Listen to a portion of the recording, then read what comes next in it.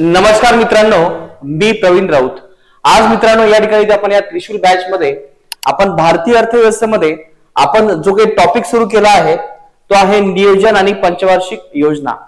तर मित्रांनो आज आपण हा टॉपिक इथे पूर्ण करणार आहोत आणि याच बरोबर आपण या ठिकाणी या चौथ्या लेक्चर मध्ये आपण नवीन टॉपिक सुरू करणार आहोत आणि हा टॉपिक असेल इथे रोजगार।